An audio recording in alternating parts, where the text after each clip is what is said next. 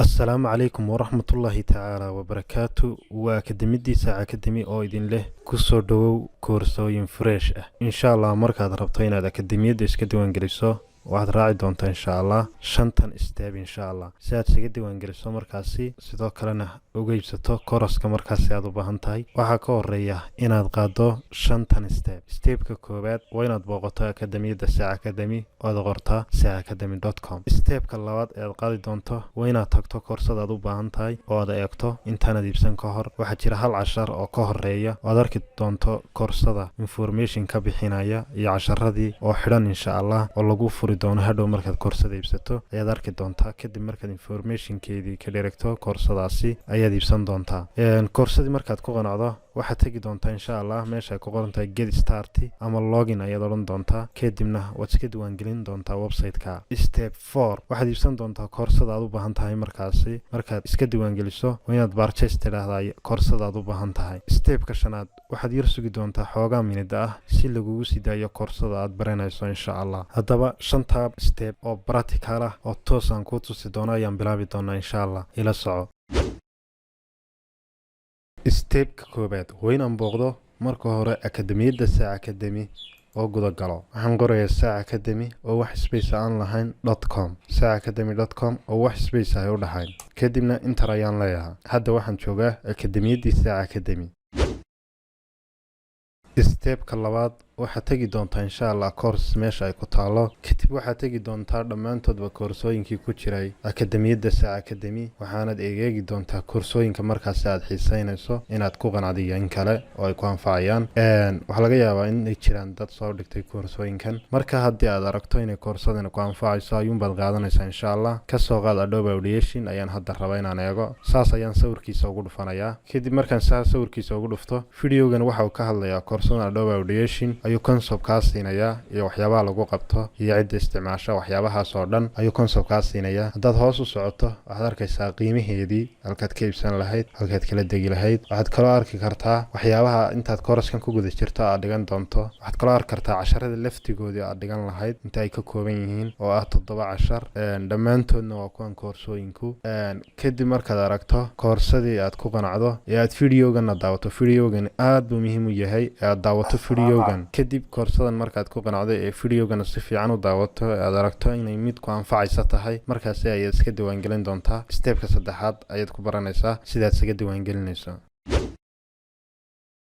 steebka saddexaad insha allah waxaad leedahay koorsadii purchase kadibna waxaad leedahay registration now kadibna waxaad buuxinaysaa foomkan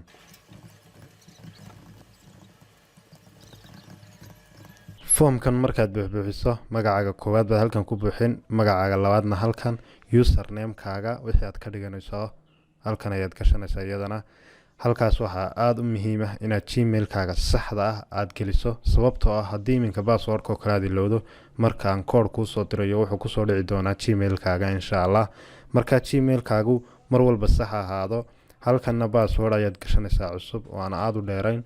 halkanna waad ku ceshanaysaa kadibna foomka markaad dhammaystirto ee aad buuxiso waxaad leedahay register hadda waan iska diiwaangeliyey koorsadan ama website-kaba waa iska diiwaangeliyey sababtoo ah waxaad halkan kaaga muuqan doonto my account steebka afraad ayaad waxaad ku baran doontaa qaabka loo iibsado koorsada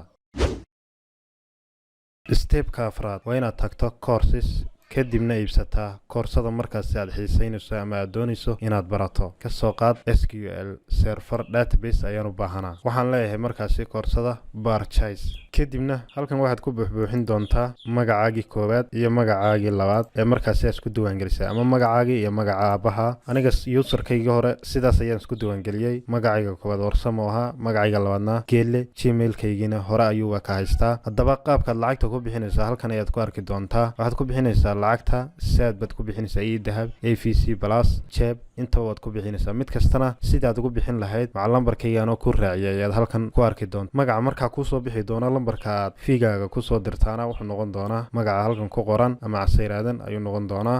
kadib markaad koorsada aad order place tidhaahdo waxaad nagala soo hadli doontaa lambaradan iyagana lambaradani waa kuwa hadhow aad odhanayso koorsadii waan iibsaday ee halay fasaxo si aan u barto kadibna koorsadii waa lagu soo fasixi doonaa insha allah markaad foomka intaa buuxiso lambaradan kii aad lacagta ku diri lahaydna aad mobilkaaga meel kaga qorato qorato ama aad warqad yar ku qorato sidoo kalena ha ilaawin inaad lambarkan aad nagala soo hadlayso aad isagana waxa weeye meel gaara ku qorato waxaad leedahay place order hadda waxay ka dhigan tahay marka halkan kusoo saaro koorsadii waad iibsatay ama mid haato ama laba haato hadda anigu laban iibsaday koorsadii sidaas ayaan ku iibsaday lambarkii markaasi aan halkan ka soo qortay ayaan fiigiina si toos ah ugu dirayaa kadibna waxaan leeyahay fiigii waa soo diray halay furo koorsadayda fiigiina halayga eego kadib marka fiiga laga eego koorsadaadii waa lagu soo fasixi doonaa hadda haddii aad halkan tagto view all courses haddii aad tagto wax koorsa ah weli kuma jirto akoonkaaga ilaa lagu soo aqbalo waa ka enrolled courseska wax koorsa ah weli kuma haysid stepkan shanaad sida marka lagu soo aqbalo ay halkan koorsooyinku soo geli doonaan ayaan ku tusi doonaa insha Allah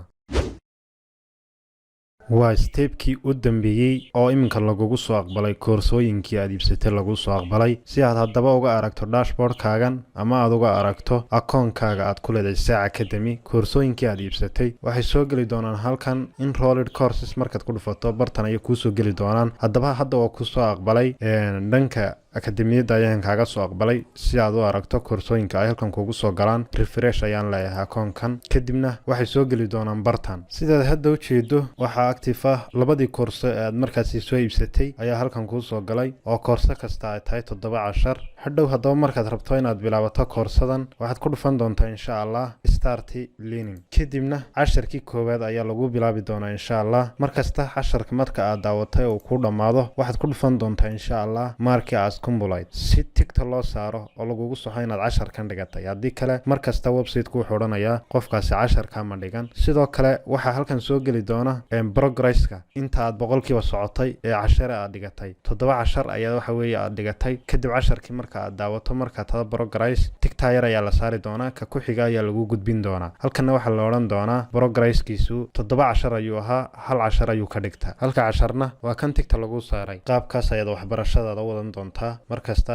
make as complete baad leedahay kadibna casharka koowaad ayaa lagu gudbinayaa ama waxaad leedahay nagasti haddii aad rabto inaad kii hore ku noqotana preview ayaad leedahay waxaana iyaduna aad iyo aad muhiim u ah mar walba markaad koorsadaada baranayso inaad computer ku barato si wax walba iyagoo waadix aad u aragto mobilka waa lagu baran karaa oo dhib ma laha laakiin markasta waxaa ka sii qurux badan inaad computer ku barato wax si ay wax waliba kugu muuqdaan oo wax walba aad sidii tahay u aragto sida haddeerba ay kugu muuqdaan oo kale. Assalaamu عليكم ورحمة الله تعالى وبركاته.